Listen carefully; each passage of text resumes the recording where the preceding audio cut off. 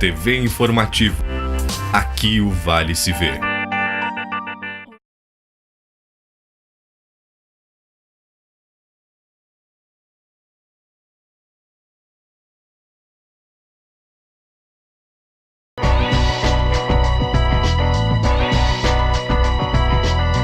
Olá, bem-vindo novamente ao programa Fala Jurídica. Hoje nós vamos entrevistar um grande defensor público, Dr. Fabrício Azevedo de Souza, que é uma satisfação tu estar aqui no meu programa, e eu digo meu programa nosso e todos os entrevistados.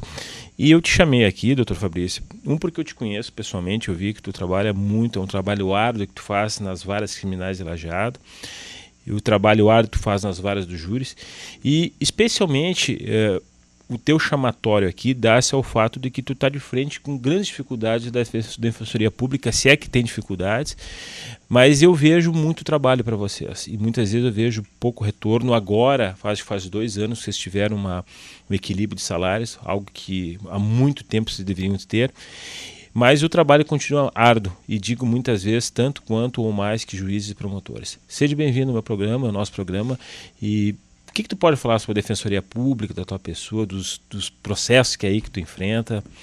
Obrigado, Marco, pelo convite. Muito me honra estar aqui representando a minha instituição, porque eu sempre costumo dizer que, na verdade, a Defensoria ela se estrutura e vem se estruturando ao longo dos anos, e esse mês, especialmente, é um mês muito importante para nós, que é o mês comemorativo dos 20 anos da Defensoria Pública Gaúcha, né? E cada vez mais vem se consolidando no cenário tanto estadual quanto nacional e até internacional, né? A Defensoria passou por uma primeira fase de absoluto desconhecimento, né? Na época dos advogados de ofício, o governo Colares. Depois eu costumo dizer que a Defensoria passou por uma fase de confusão, né? Que as pessoas sabiam da existência da Defensoria, mas não entendiam muito bem qual era o seu papel, quais as suas atribuições, o que ela fazia. No mais das vezes, confundida até com o Ministério Público, né? Não raro as pessoas chegam no nosso balcão querendo falar com o promotor, né? Não com o defensor, né? E agora, eu acredito que já há uns 5, 6 anos, passamos por uma fase de forte consolidação, né? Em que as pessoas conhecem a Defensoria Pública, respeitam a Defensoria Pública, confiam na Defensoria Pública.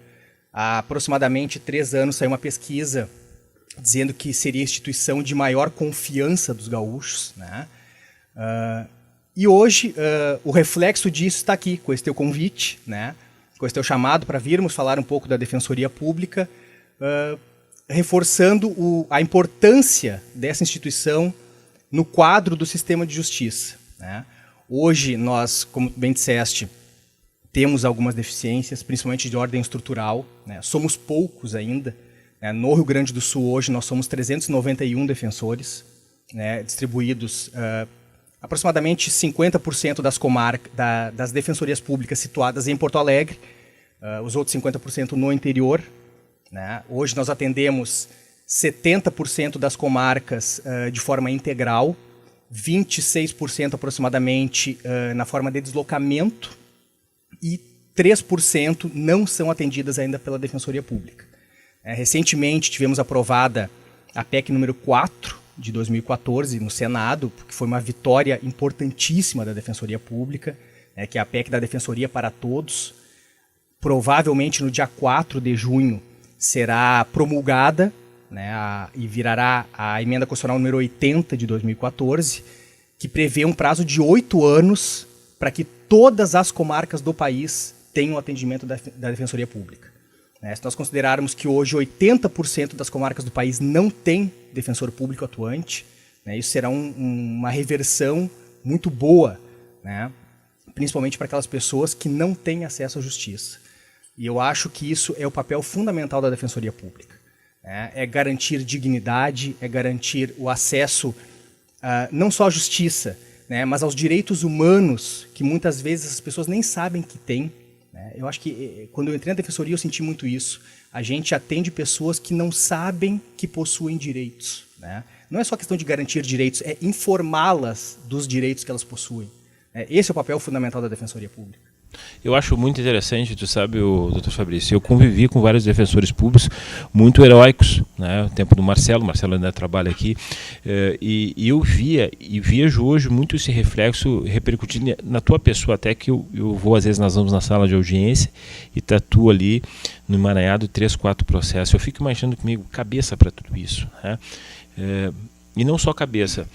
A gente diz assim que o advogado é necessário para o instrumento processual, é necessário, mas junto com o advogado, e muitas vezes antes, eu diria que a defesa é instrumento processual necessário para a justiça. Aí entram os defensores. E aí a importância dos defensores é tamanha, primeiro que não compete com o advogado, né? Porque poucos são os advogados que eu vejo que vão fazer uma defesa gratuita, como é a obrigação da defensoria. Mas o mais, é aquilo que tu disse desde o começo, o mais importante da defensoria, e não estou aqui para rasgar seda nem nada, é a luta pela justiça social que a defensoria faz. E eu faço essa afirmação e faço uma pergunta. Lajeado hoje, o que seria Lajeado sem a defensoria pública, ao meu ver? E eu digo isso num contexto geral. Lajeado é uma cidade que busca os defensores públicos. E quais as classes que buscam as defensorias públicas? São as pessoas pobres ou são as pessoas que vêm como, eu digo pobre entre aspas, porque eu entrevistei há um tempo atrás o Lawrence Davis, meu colega, em que ele teve a seguinte análise, que muitas vezes ele ia buscar uma ambulância da própria prefeitura para ir para uma questão em Porto Alegre, chegava e se deparava com uma casa de 2 carros importados, né?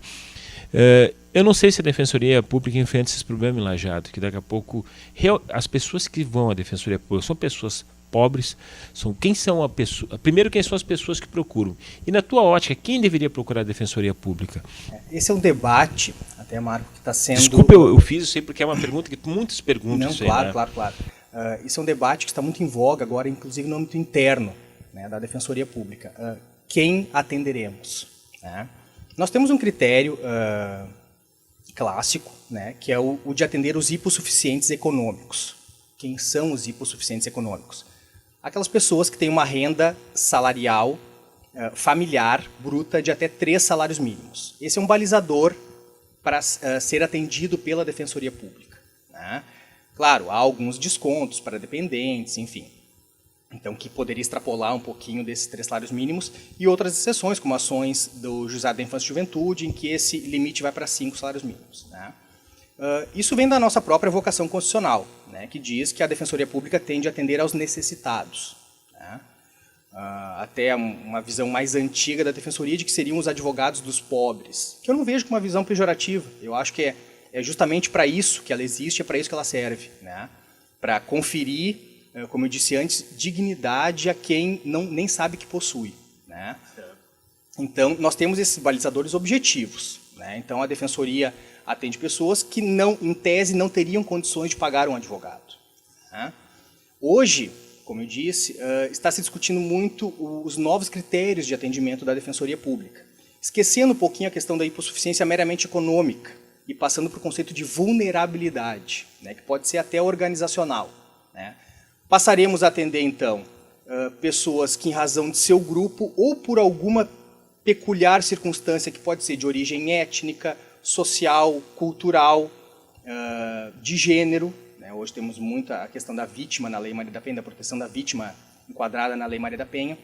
Então, passaremos a atender outra gama de pessoas, independentemente da renda, né? Temos posicionamentos contrários, é bem que se diga, né?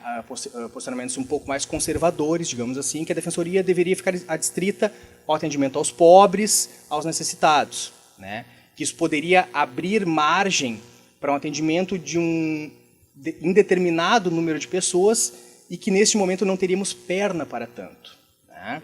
Até porque somos, como eu disse, poucos, né? Hoje nós temos uma deficiência muito grande, principalmente no interior, né? Aqui em Lajeado somos apenas 4 defensores, né? E sabemos de comarcas de porte muito parecido com Lajeado que contam com 1 ou 2 defensores, né? É um trabalho praticamente desumano, né? Mas está se debatendo isso no âmbito interno, né? Hoje, o critério é a hipossuficiência econômica, né? Vamos passar para esse conceito de vulnerabilidade, tutelas coletivas, até para otimizar a atuação da Defensoria Pública, em vez de ajuizar milhares de ações individuais, de repente uma ação coletiva que atenda bem aquele grupo. é uma saída. Estamos discutindo isso. Eu acho que esse é o norte, até porque temos não só brechas, mas temos comandos legais nesse sentido de que deveremos e devemos atender essas pessoas. Lajeado, hoje eu te vejo muito combativo no crime e sinceramente eu fico bem tranquilo quando tu é o meu par, né, em defesas criminais, porque eu sei a tua acuração frente ao processo. Eu percebi isso nos júris que a gente faz, eu percebi isso nas salas de audiências e essa acuração que vocês têm hoje, tá? E eu te peço para tu trazer naquele balcão de atendimento que tu faz antes de ir para a audiência, né? O que mais Lajeado sofre daqueles, e eu digo que vocês são os advogados das pessoas desesperadas, porque muitas vezes não chega a mim, não chega o advogado tem o dever de defender as pessoas pobres também, é obrigação de moral, ética, só que às vezes não chega a nós, né? O que Lajeado tem de maior anseio, de maior, digamos, de sofrimento judicial que aportem nos seus gabinetes? Em termos de volume, né, de número de ações, eu acredito que os procedimentos cíveis, e quando eu falo em cível, leia-se medicamentos, né, cirurgias, exames, e as questões da área de família, né, também tem uma procura muito grande da Defensoria, né? Nós temos também outras áreas de atuação que demandam muito trabalho, né, de nós defensores, até por uma questão de mercado também, por não ser interessante, de repente, para os advogados se inserirem nesse mercado, talvez por um desconhecimento técnico, às vezes, vão para uma área que dá um retorno financeiro mais rápido, né? Aqui eu posso citar, por exemplo, a área da execução criminal. É muito difícil ver um advogado atuando na execução criminal. Hoje, nós, em termos de Estado, atendemos praticamente 95%, 98% dos apenados, né? Na infância e juventude, Lajeado tem uma peculiaridade, que é a atuação do SAJUR, uma atuação qualificadíssima, né, do quadro de advogados da Univates, que atende a área da infância e juventude, especialmente nos atos infracionais, então divide um pouco da responsabilidade da Defensoria Pública, né? Mas não fosse o SAJUR, hoje em termos de Estado, os atos infracionais são atendidos praticamente 100% pela Defensoria Pública, né? E aí, claro, temos outras áreas de atuação, como nos juizados especiais criminais, juizados especiais cíveis, né? Além das demandas cíveis em si, né? Como eu disse, o grande foco da Defensoria Pública aqui em Lajeado, na área civil, são os medicamentos. É um volume assombroso, né, de ações que o Dr. Marcelo ajuiza diuturnamente, né? Requisitando exames, requisitando cirurgias, medicamentos, e depois tudo isso tem um acompanhamento também que exige muito do defensor público. A doutora Janaína, na área de família, na área da infância e juventude, na execução criminal, também uma incansável guerreira. O doutor Brandão, doutor Alexandre Brandão, na segunda vara criminal, no juizado especial criminal, atendimento ao réu nos procedimentos afeitos à Maria da Penha, né? E, claro, o processo criminal, né, que hoje, aqui em Lajeado, grande parte é da Defensoria Pública, né? Até por esse processo penal seletivo que nós temos hoje, né? Hoje nós temos um verdadeiro processo penal econômico, né? Quem está preso hoje no Brasil são os pobres, né? São os pobres, né? E o pobre é atendido pela Defensoria Pública, né? Muito dificilmente nós vamos ter um pobre que tenha condições de pagar um advogado, né? Então, é um volume também muito grande aqui em Lajeado, né, de processos criminais afetos à atribuição da Defensoria Pública.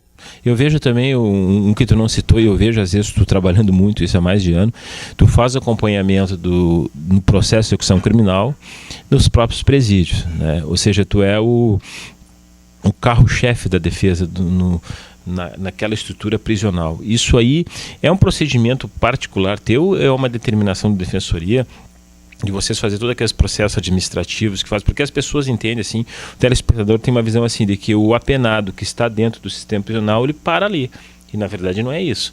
Existe um contencioso administrativo judicial, né, e que é protegido pelos defensores, também os defensores públicos, como o defensor falou agora, e que tem que ter acompanhamento em todas as fases de execução penal, que é o cerceamento do corpo físico, né? Esse procedimento que tu faz no presídio, esse é um posicionamento de vocês? Tu faz porque tu quer, uma determinação da Defensoria Pública? Como é que é esse gerenciamento de vocês? Claro, nós temos o acompanhamento da fase da execução criminal, e aí sim, é determinação da administração. Nós temos que fazer relatórios mensais, inclusive, né, do atendimento regular ao presídio, né? Como tu bem disseste, nós temos uma massa carcerária hoje no Rio Grande do Sul de quase 30 mil apenados, né? E que demandam que sejam protegidos nos seus direitos, né?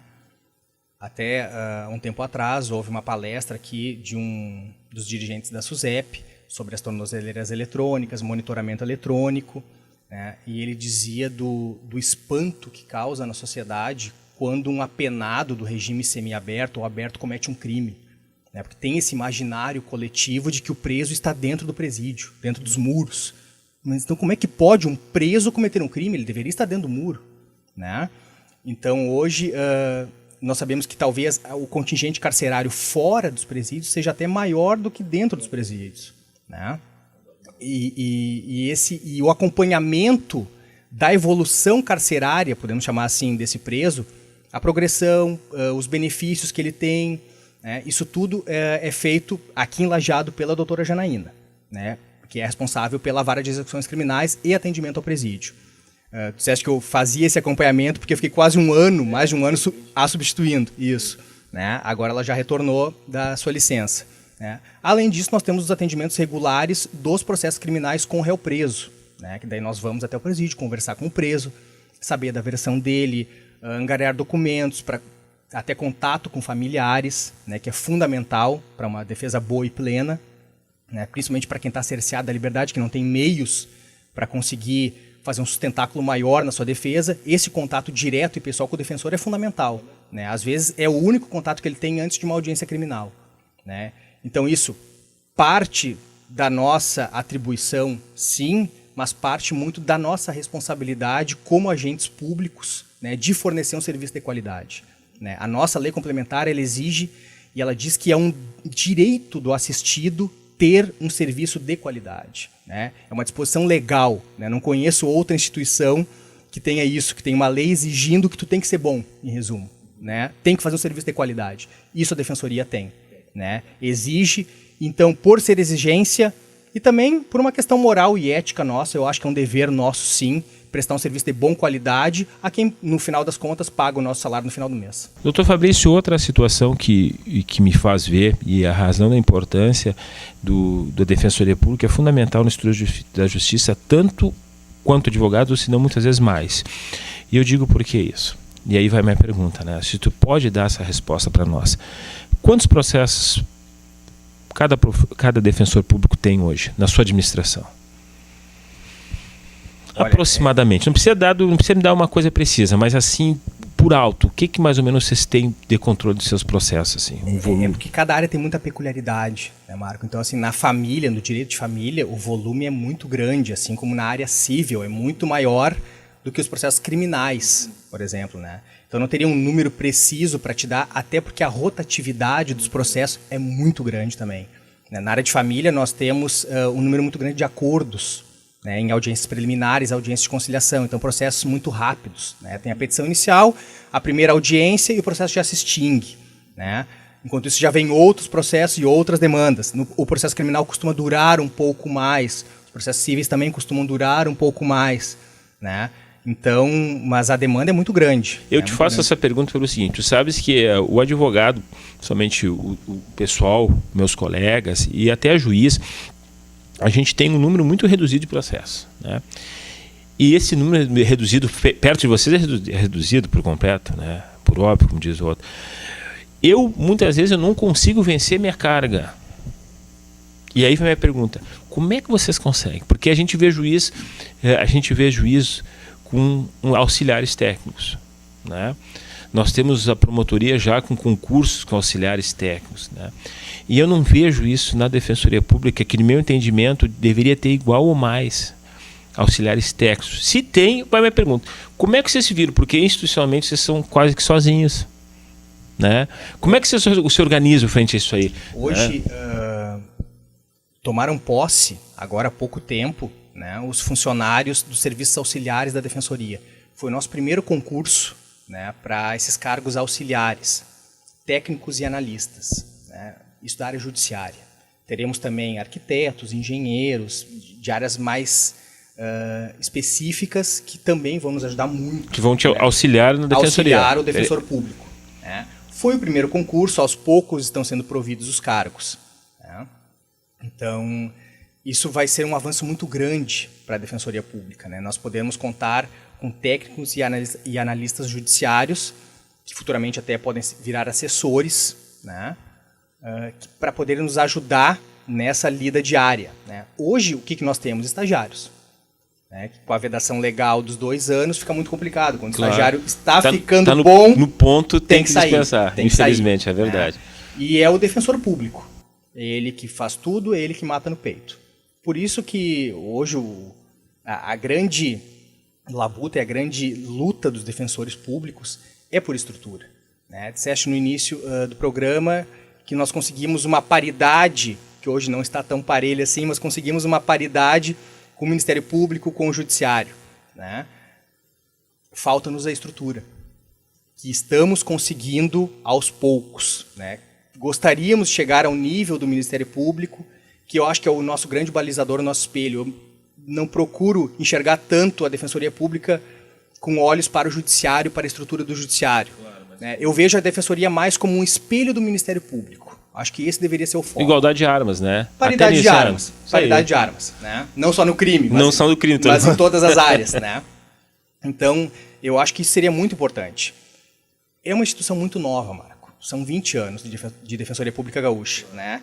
Então, temos que levar isso em consideração também. Né? Não vamos querer... por exemplo, o Ministério Público teve um grande salto a partir da Constituição de 88. Né?